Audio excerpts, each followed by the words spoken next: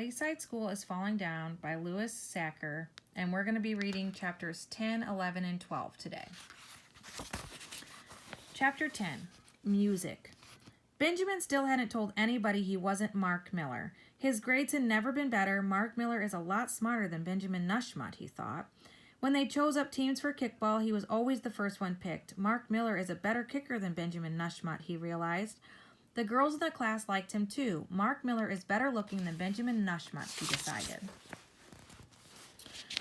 But unfortunately, he knew he had to tell Mrs. Jules his real name. He sighed, then slowly raised his hand. Mrs. Jules gave him a tambourine. He had been so busy thinking about his problem, he hadn't noticed that Mrs. Jules was passing out musical instruments. She had just asked who would like the tambourine, so when he raised his hand, she gave it to him. Who would like the triangle? Asked Mrs. Jules. Joe raised his hand, and Mrs. Jules gave it to him.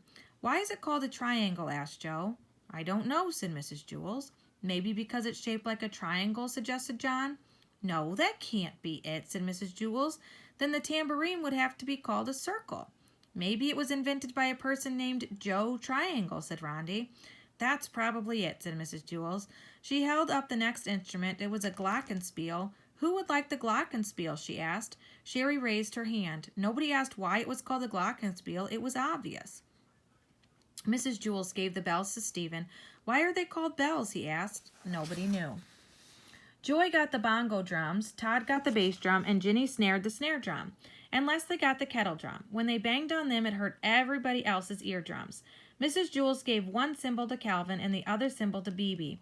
DJ got the gong, the three Erics got kazoos. Mrs. Jules shouted, Uno, dos, tres, cuatro. The children all played their instruments. They shook, rattled, rocked, and rolled.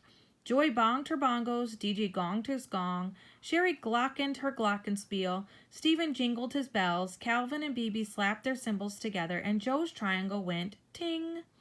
But something didn't sound right. What's wrong, Mark? Mrs. Jules shouted over the music. Why aren't you playing the tambourine? My name's not Mark, said Benjamin. It's Benjamin Nushmut. I'm sorry for not telling you before. What? Asked Mrs. Jules. I can't hear you. My name isn't Mark, he said. It's Benjamin. Louder, said Mrs. Jules. So everyone played louder. Todd bashed his bass drum, Leslie cooked on her kettle drum, Calvin and BB crashed their cymbals together, and Joe's triangle went ting. My name is Benjamin, shouted Benjamin. Mrs. Jules put her hand to her ear. Louder, she said. So everyone played louder. DJ kabonged his gong, Joy congoed her bongos, Paul splacked his castanets, Jenny spaghettied her snare drum, Calvin and BB whammered their cymbals, and Joe's triangle went ting. My name's Benjamin Nushmut, hollered Benjamin Nushmut. Louder, yelled Mrs. Jules, so everyone played louder. The three Erics screamed into their kazoos. Calvin and BB ran to opposite sides of the room with their cymbals, then charged toward each other. Suddenly, the door flew open and a man entered. Benjamin had never seen him before. The whole class became very quiet. It was Mr. Kidswater, the principal. Calvin and BB screeched to a halt just in time. Their cymbals were less than an inch apart. Is something the matter, Mr. Kidswater? Asked Mrs. Jules. Several teachers have complained about your music, said Mr. Kidswater. Their students are having trouble hearing. I understand, said Mrs. Jules. Good, said Mr. Kidswater. He walked out of the room. Okay, you heard Mr. Kidswater, said Mrs. Jules. We'll have to play louder so everyone can hear. Uno, dos, tres, cuatro. They shook, rattled, rocked, and rolled. Benjamin frampled his tambourine. Excellent, Mark, shouted Mrs. Jules. He smiled. He had never played so well before. Mark Miller is a better musician than Benjamin Nushmut, he thought. Chapter 11. Kathy and DJ. Down on the playground, Kathy was singing her favorite song. Wayside School is falling down, falling down, falling down. Wayside School is falling down, my fair lady. Kids go splat as they hit the ground, hit the ground, hit the ground. Kids go splat as they hit the ground, my fair lady. DJ was walking across the playground with his head down. Hi, Dr. Jolly, said Lewis. Lewis called DJ Dr. Jolly because he was always smiling. But now DJ's smile was upside down. He looked up at Lewis. Lewis had never seen such a sad face. What's wrong? He asked. DJ just shook his head, then looked back down at the ground and sadly walked away. Lewis felt like crying. Hey, Louis, what's wrong with DJ? Asked Ron. He's so sad, said Dee Dee. I don't know, said Louis, shaking his head. Hey, you guys want to play kickball? No, thanks, said Dee Dee. I can't have fun when DJ is unhappy. Me neither, said Ron. Across the playground, all the children quit their games when they saw DJ. Nobody could have fun when DJ looked so sad. Except Kathy, she sang. Broken bones and blood and gore, blood and gore, blood and gore, broken bones and blood and gore, my fair lady. We don't have no school no more, school no more, school no more. We don't have no school no more, my fair lady. The bell rang. DJ sadly looked up at the school and sighed. Hey, Deej, snap out of it, said Myron. DJ stared through his friend. You want to walk up the stairs with us, Dojo? Asked Damien. DJ shook his head. I need to be alone, he mumbled. Damien and Myron looked at each other, then started up the stairs, leaving their sad friend behind. DJ headed on up, but stopped halfway between the 9th and 10th floors and sat down. He lowered his face into his hands and cried. A moment later, someone burst out laughing. DJ opened his eyes and saw Kathy standing over him. You shouldn't sit on the stairs, dumb jerk, she said, Kathy with glee. I almost kicked you in the head. Kathy always called DJ dumb jerk. She didn't like DJ because he was always smiling. Now she was glad to see him so sad. Hi, Kathy, said DJ. She plopped down on the stair next to him. What happened? She asked. Did your dog die? She laughed. DJ shook his head. Are your parents getting divorced? She asked hopefully. Did your house burn down? No, said DJ. My great-grandfather gave me a gold watch. It was over 100 years old. I brought it to school day and... You lost it, Kathy exclaimed with delight.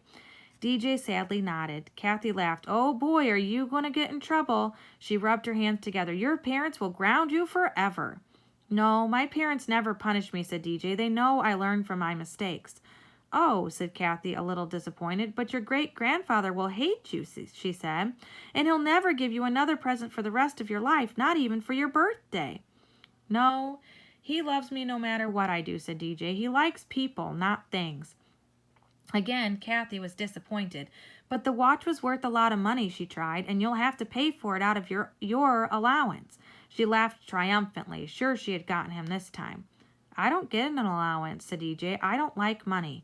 Kathy frowned. Still, she knew there had to be some reason why he was sad about losing the watch. You'll never know what time it is, she squawked. So, asked DJ, time isn't real. Kathy didn't know what DJ meant by that, but she didn't care. Well, if you don't know what time it is, she told him, you'll miss all your favorite television shows. I don't have a favorite television show, said DJ. I never watch television. He thought a moment. I'm not sure if we even have a TV in our house or not. Maybe there's one in a closet somewhere. Kathy glared at him. Well, then how come you're so sad you lost that dumb watch? She demanded. I'm afraid a bird might think it's food and choke on it, said DJ. Is that all? Shrieked Kathy. DJ smiled. I guess you're right, he said. A bird probably wouldn't choke. In fact, maybe he could use it to make a nest. I hope so, don't you? He hopped to his feet. Thanks for talking to me, Kathy. I feel a lot better now. You're a good friend. He hurried up to Mrs. Jewels's room, taking the stairs 2 and 3 at a time. As DJ's smile turned up, Kathy's smile turned down. She followed up after him, grumbling to herself. He doesn't like money. He doesn't worry about time. He never watches television. Why is he always so happy?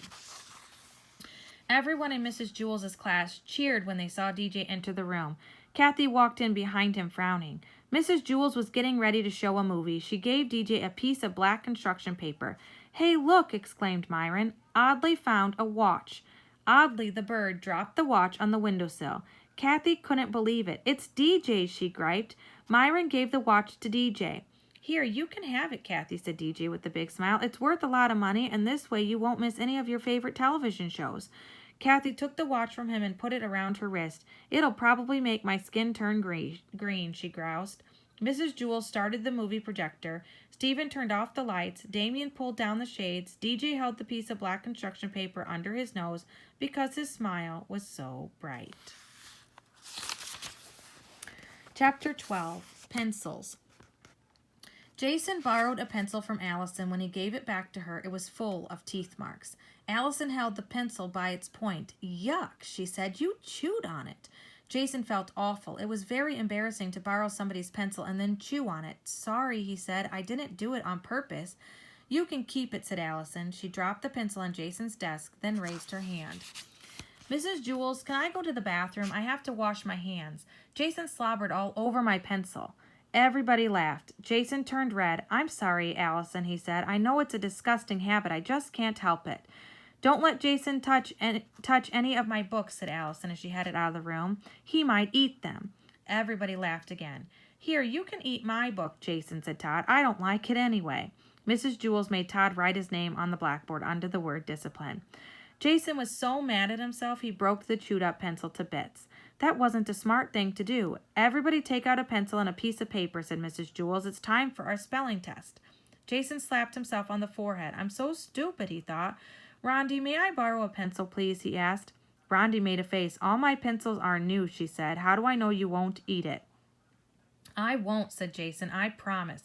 You better not, said Rondi. She gave him one of her pencils. It was new and freshly sharpened. Jason liked the way it smelled. The first word is orchestra, said Mrs. Jules. Jason tried to remember how to spell orchestra. He stuck the back of the pencil in his mouth. Second word, garbanzo.